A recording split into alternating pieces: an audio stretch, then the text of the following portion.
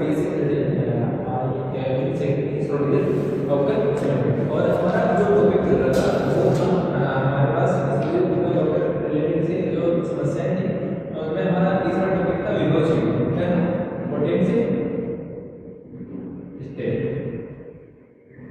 हमने potential state के अंतर्गत हमने क्षेत्रों के लिए दोनों निकाल दिए। वो हमारे पास क्या है साइन फर्स्ट का जो हमारे पास sine point a k x plus b t minus eta kx और जो सेकंड क्षेत्र उसके हमारे पास है c t iota k1 x।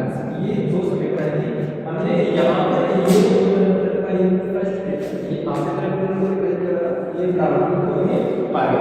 उसके बाद हमने समीकरण से रिलेटेड हमने आप समीकरण निकाली थी, उसको हम s i या j i से नोट करते हैं। उसकी जो वैल्यू है वो है हमारे पास naught a square v i थी। फिर सेकंड हमने प्रारंभिक के लिए निकाली थी s r reflected j r equal निकाली थी, वो है हमारे पास minus naught b square v i थी।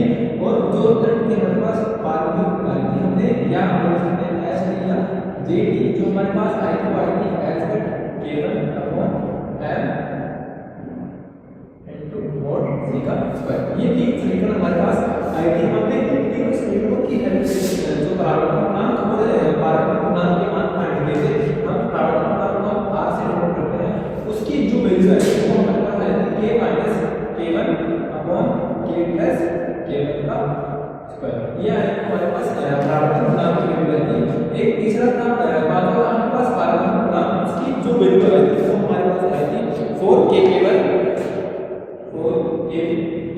Upon k minus k plus 1 का स्क्वायर। ये हमारे पास कितना हमने पढ़ लिया था बराबर पूर्णांक, इसको रिप्रेजेंट करता है बराबर पूर्णांक को रिप्रेजेंट करता है और ये पार्टनर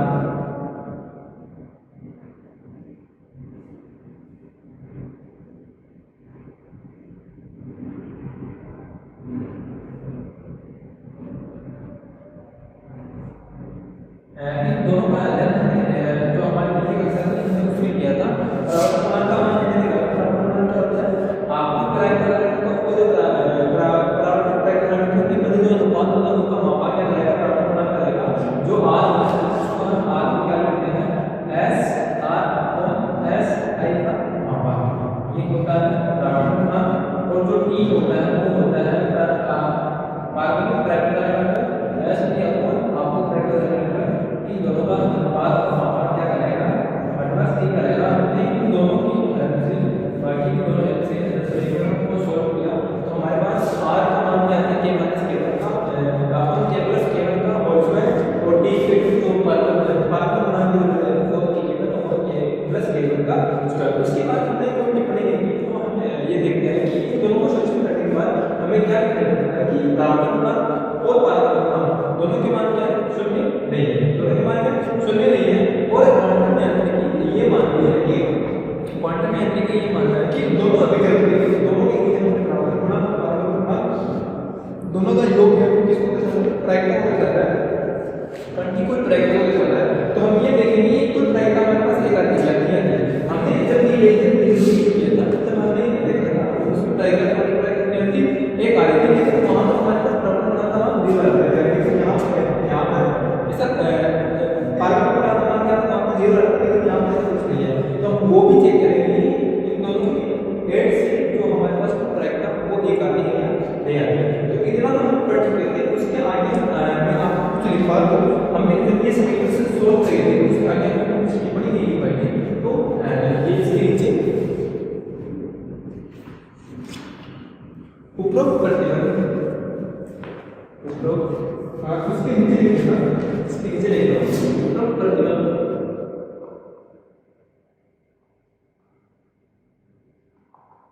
कौन सी उपरोक्त प्रतिबल प्रारंभिक पूर्णांक r a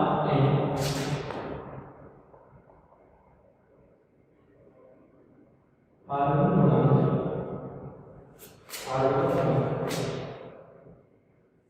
t से t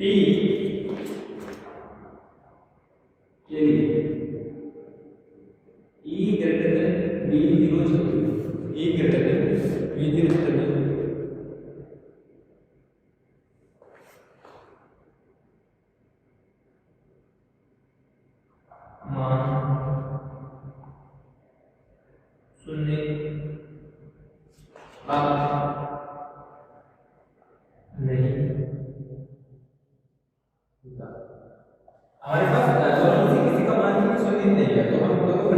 क्या कर सकते हैं e ग्रेटर देन b0 के लिए दोनों का मान क्या शून्य प्राप्त नहीं होता, अर्थात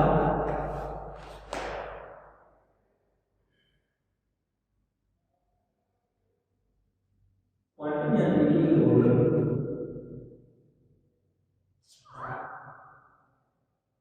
क्वांटम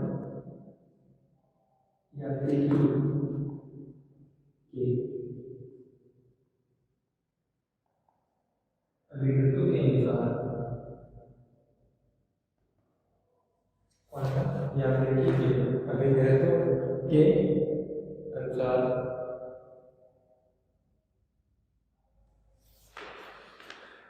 उपरोक्त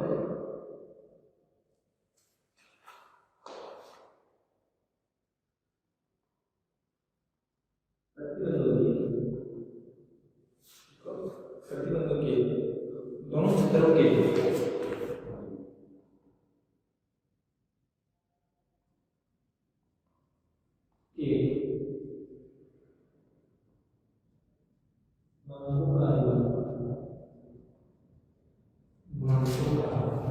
योग कुल प्रायिकता के बराबर होता है। कुल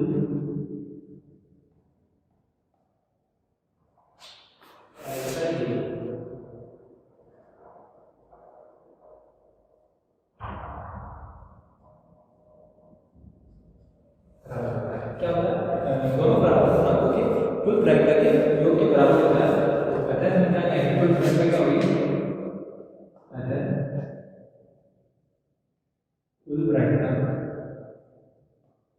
क्या हो गया हमारे पास p बराबर r plus t, r plus t, r का मान ये मान रखेंगे k माइनस k1 का square upon k plus k1 का स्क्वायर दोनों का अलग कर दिया, प्लस t का मान कितना 4 k1 upon k plus k1 का स्क्वायर। ये हमने दोनों की वैल्यूज हमने पुट कर दी, दोनों की वैल्यूज हमने पुट कर दी। तो p बराबर क्या आएगा,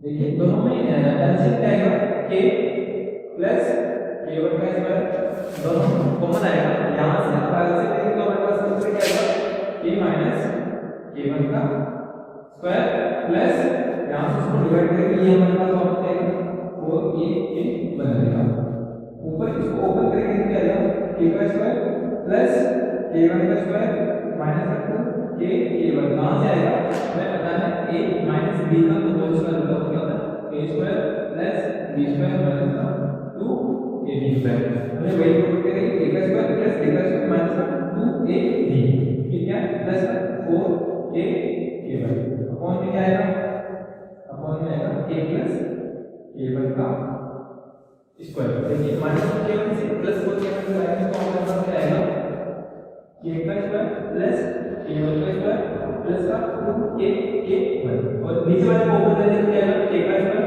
प्लस k1 का स्क्वायर प्लस का 2k1, ये टोटल प्रोबेबिलिटी हमारे यहां से देखिए दोनों सेम है, इसकी वैल्यू क्या है सेम में डाल करेंगे a बट इसका सेम है, या यहां से देखिए किसको रिप्रेजेंट करेंगे k प्लस k1 का होल स्क्वायर, तो नीचे क्या k प्लस k1 का whole square k plus k1 का होल स्क्वायर k1 का होल स्क्वायर का डिवाइड करेंगे तो हमारे पास क्या आएगा एक आ जाएगा, तो p का मान कितना आ जाएगा एक आ जाएगा।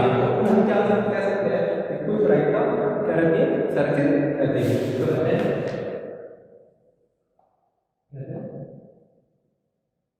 कुल प्रायिकता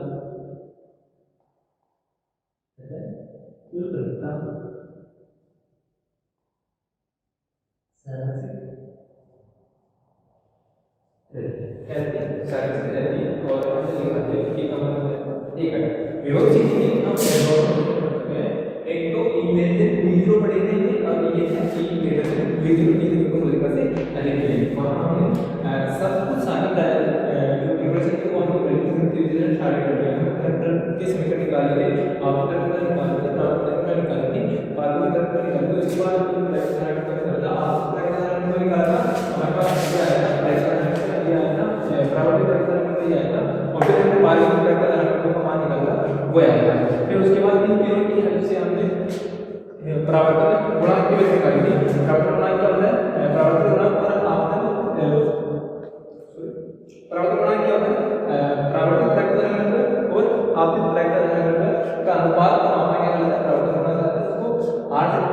प्रोजेक्शन।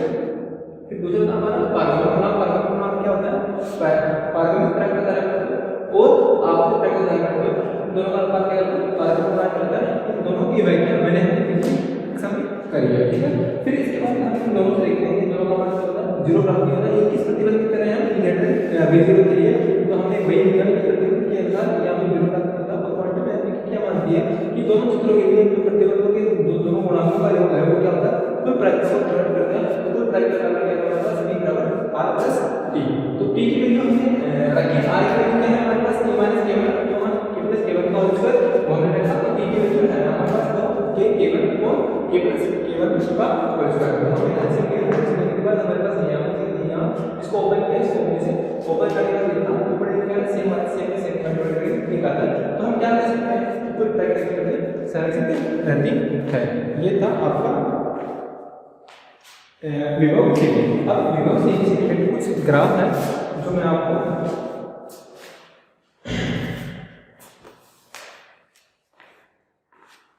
पहला प्राप्त करना है।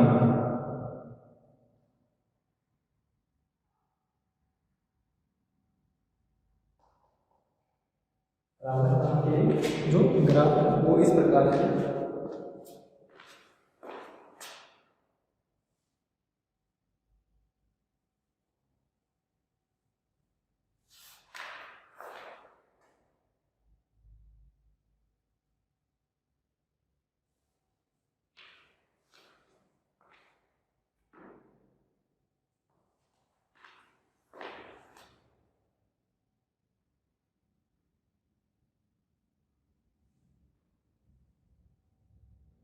ये लेवल अपॉन के और आर के लिए ये ग्राफ पड़ता है। दूसरा जो हम ई और V0 के मध्य जो ग्राफ बनाएंगे वो कुछ इस प्रकार होगा।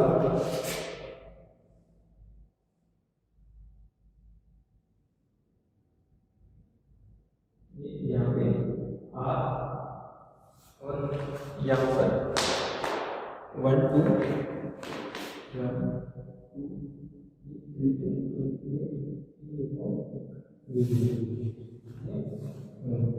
ये तो था हमारा इसी प्रकार आगे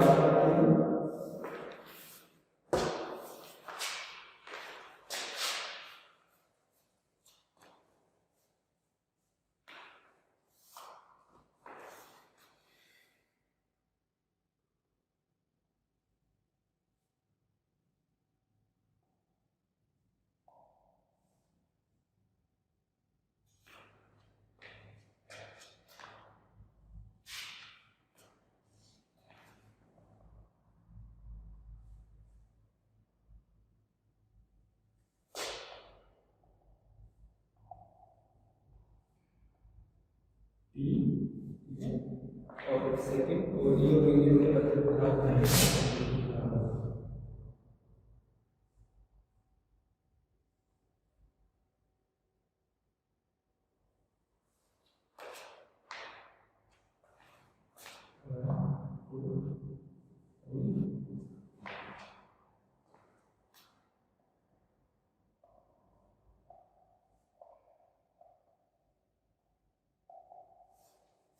ये दोनों के लिए गुणांक के लिए, ठीक है। यहाँ पर हमारे एक स्थिति पूरा वक्र से संबंधित हमने कर लिया। एक विमीय बॉक्स त्रिविमीय बॉक्स हमने उसके बाद विभव सीधी को हमने कंप्लीट किया है। हमारा जो इस चैप्टर से रिलेटेड एक और टॉपिक बचा था वो है आयताकार विभव प्राचीर। अभी तक हमने क्या किया कि विभव सीधी लिया, फिर हमने इस विभव सीधी का एक तरफ क्या होता है विभव क्षेत्र होता है, दूसरी तरफ नहीं होता है विभव का मान शून्य होता है, यानी कि विभव रेखा होती है, ठीक है। इसी प्रकार हम आगे बढ़ने वाले हैं आयताकार विभव का आकर के लिए उसके अंदर कोई बड़ा होगा उसके अंदर उससे भी हमने जो साइड है उसका आकलन करेंगे। तो हमारा नेक्स्ट टॉपिक रहेगा वो है आयताकार विभव प्राचीर, ठीक है। तो हेडिंग लगाइए आयताकार विभव प्राचीर। यहाँ पर आपका विभव सीधी का टॉपिक कंप्लीट है और स्थिति ऊर्जा वक्र से संबंधित जो समस्या है फोर्थ समस्या है वो है आपकी आयताकार विभव प्राचीर।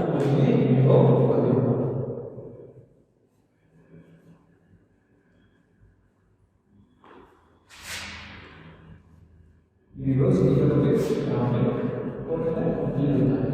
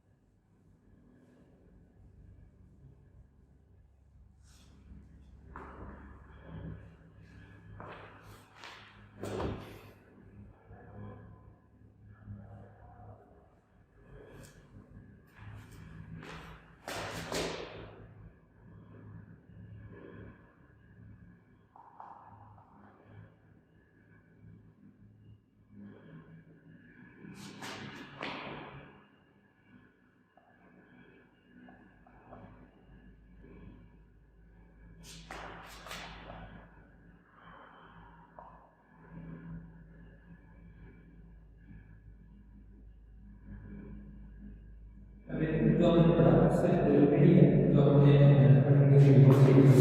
उसी प्रकार ये है आयताकार विभव।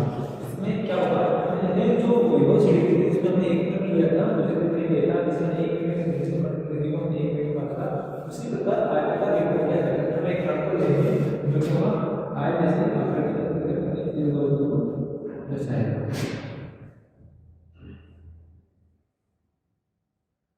ये आय जैसे आकृति दिखाएगा के सामने ये अक्ष को डिनोट करेगा, ये अक्ष डिनोट करेगा, यहाँ पर अक्ष की वैल्यू 0 और यहाँ पर मान जो कर्ण से वेरी करेगा इसको 0 और 1 के मध्य वेरी करेगा। हम ये मान लेते हैं कि हमारा ये फर्स्ट चित्र है, ये हमारा सेकंड चित्र है, ये हमारा यहाँ पर इस चित्र के अंदर मान लेते हैं साइज है, इसके अंदर हम मान लेते हैं साइज कितने हैं, तो इसमें मान लेते हैं साइज थर्ड एक्स, ठीक है। और ये जो टर्म है जब x का मान क्या हो, यहाँ इधर क्या है x का मान 0 से छोटा है, क्या 0 से छोटा है, इधर क्या है x का मान 0 से बड़ा है। और x इक्वल 0 से छोटे के लिए भी x का जो मान है उसका वक्र का मान क्या है 0 है, और जब बड़ा है उस कंडीशन में भी x का मान कितना है, इधर क्या है, लेकिन यहाँ पर 0 और 1 के बराबर x का मान क्या है 0 और 1 के बराबर, तो वहाँ पर जो भी x का मान है वो क्या मानेंगे b0 जब हमने विभव से पढ़ी थी तो उसके अंदर हमने एक तरफ क्या ये विभव का दूसरी तरफ हमने क्या लिया मीटर का मान 0 लिया था, इसके फर्स्ट पार्ट में तो हमारे पास विभव क्या है 0 है, थर्ड पार्ट में हमारे पास 0 है, लेकिन दूसरी तरफ वहां पर हमने कई विभव रोजे कर दिया और वो वहां से मान 0 1 के बराबर 0 से छोटे के लिए 0 है, उसके ऊपर 0 है और 0 से बड़े के लिए 1 से बड़े के लिए यहाँ पे a से करते 0 लिया, अक्ष पर a से करने के लिए क्या होगा, ये x का मान 0 है, एक कण है वो वेरी करता है और उसके लिए हमें स्थिति ऊर्जा वक्र हमें फाइंड करना है, ठीक है। अब हम वो चीज फाइंड करेंगे, एक तो ये देखेंगे कि e लेस देन b0 के लिए अगर हम e लेस देन b0 के लिए तो ये नीचे वाला, ये नीचे वाला, अगर e ग्रेटर देन b0 ऊपर, अगर कण की गति क्या हो इस विभव रोधिका से कम हो, मतलब ये तो मतलब दो कंडीशन हो गई, एक तो हमें लेस देन देनी पड़ेगी कि जहां विभव रोधिका कम हो, दूसरा विभव रोधिका से कण की गति ज्यादा हो। तो हम मान लेते हैं कि एक मान कण है जो मान लेते हैं कि कण है जो एक किसी ऊर्जा E है और वो किसी ऊर्जा पे गति कर रहा है, मान लेते हैं कि आयताकार विभव है, इसमें ये क्या कर रहा है गति कर रहा है। अब इस चित्र में गति कर रहा है तो वो एक विभव प्राचीन है, इसे विभव प्राचीन बोल सकते हैं, आयताकार विभव प्राचीन, ये प्राचीन की चौड़ाई है 0 से 1 के मध्य ऊपर गति कर रहा है, ठीक है। तो ये किस प्रकार गति कर रहा है, कौन के ऊपर गति कर रही है, फर्स्ट चित्र सेकंड चित्र थर्ड चित्र, और वो किस प्रकार कण चेंज होता है, उसका टर्मिनल किस प्रकार चेंज होते हैं उनका अध्ययन हम करेंगे। तो हमारा ये टॉपिक विभव रोधिका ध्यान से पढ़ना क्योंकि इंपॉर्टेंट टॉपिक है, की बात वो यही है, ठीक है। तो सबसे पहले माना एक अंतर है, माना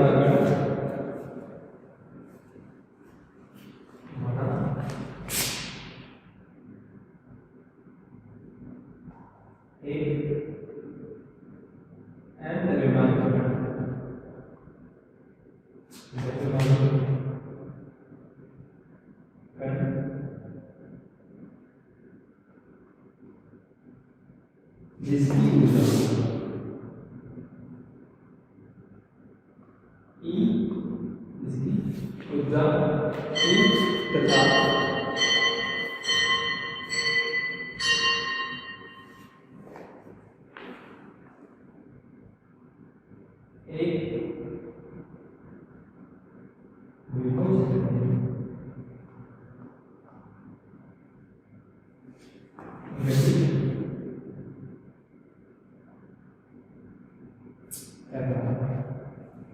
एक गति कर रहा है।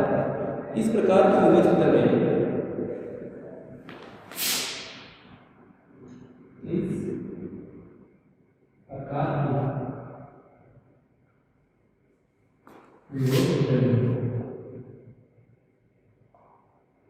x equal 0 से x equal a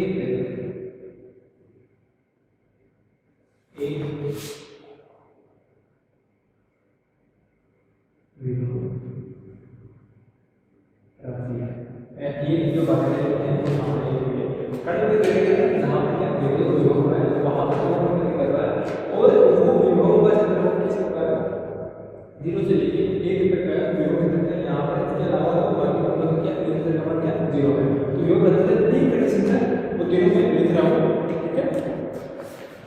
v x का मान क्या है 0 एक से कंडीशन, दूसरी v x का मान क्या है v 0, तीसरा v x का मान क्या है 0। ठीक कैसे ये कब कब है ये v x का मान 0 कब है जब यहाँ पर x का मान क्या है 0 से छोटा है।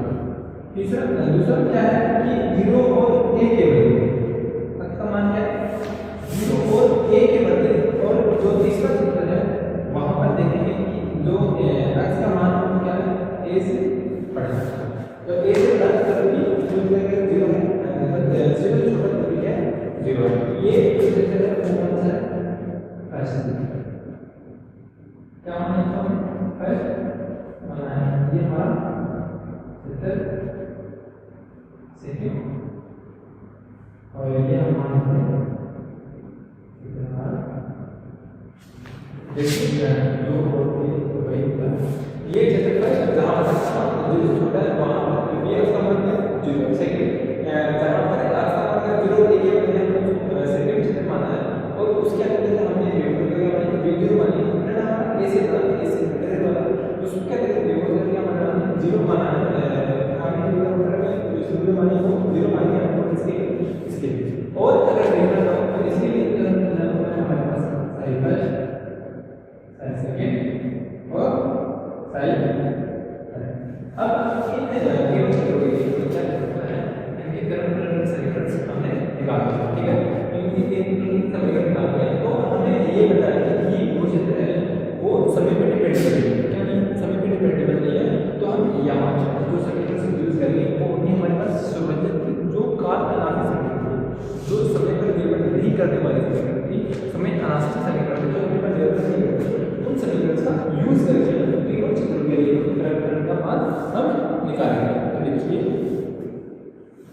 यहाँ पर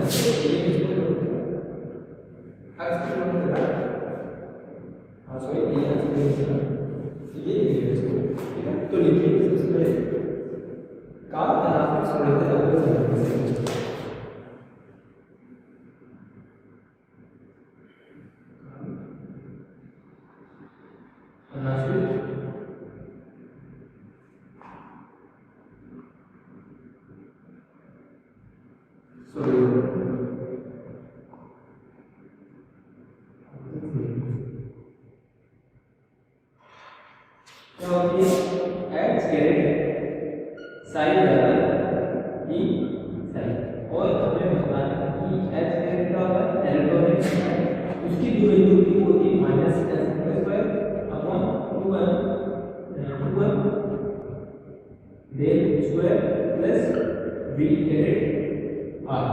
ये हमारे पास इलेक्ट्रॉन होता है बेनिफिट का ये कुछ ऊर्जा को करता है और क्वांटम मैकेनिक्स में कुछ ऊर्जा को इलेक्ट्रॉन को करता है उसको सरकार एज डायरेक्शन में करते हैं। इसकी वैल्यू हम करेंगे इसमें पुट करेंगे तो हमारे पास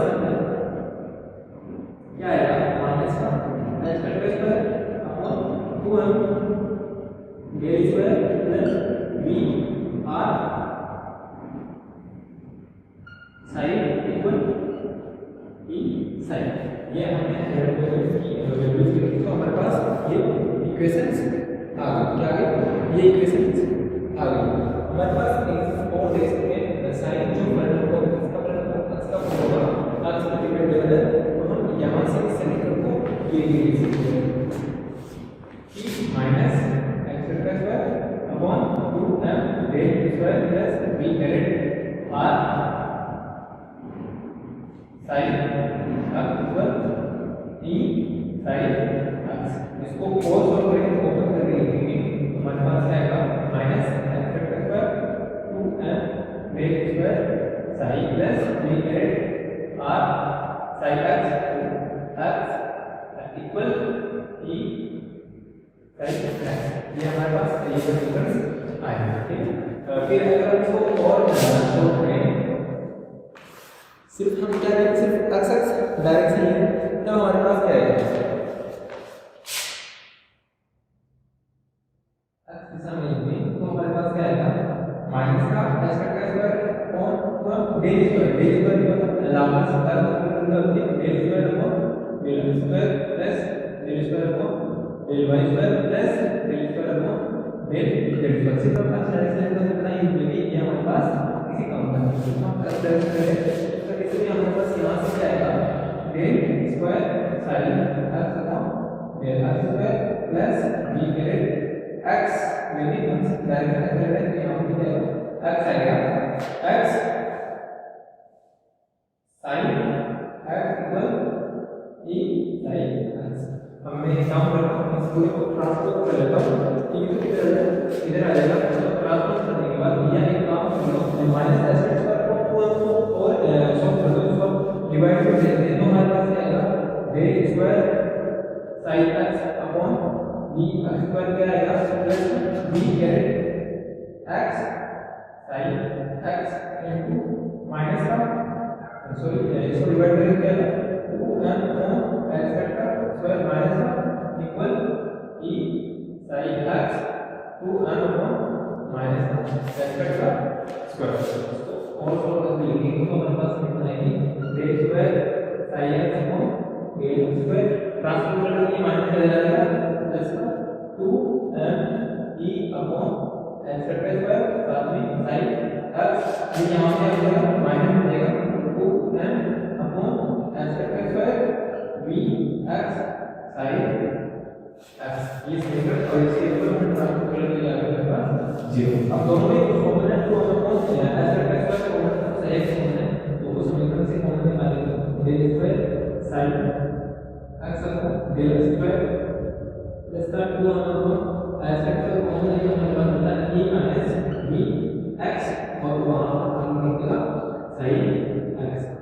तो देखा हमने sin x इक्वल टू ये जो समीकरण आएंगे हमारे पास सॉल्व करने के बाद ये समीकरण आएंगे। इस समीकरण को मान लेते हैं समीकरण नंबर 1। क्या मान लिया हमने इस समीकरण एक जो है इनको एक समीकरण मान लो, एक मान लो तो ये प्लस कर देंगे। अब ये नंबर 2 समीकरण से हम तीनों चित्रों के लिए समीकरण फाइंड कर सकते हैं। जो सॉल्व हुए इक्वेशन है लेकिन से इक्वेशन है उससे हम इन तीनों समीकरण को हम फाइंड कर सकते हैं। तीनों चित्रों के लिए हम वो फाइंड कर सकते हैं।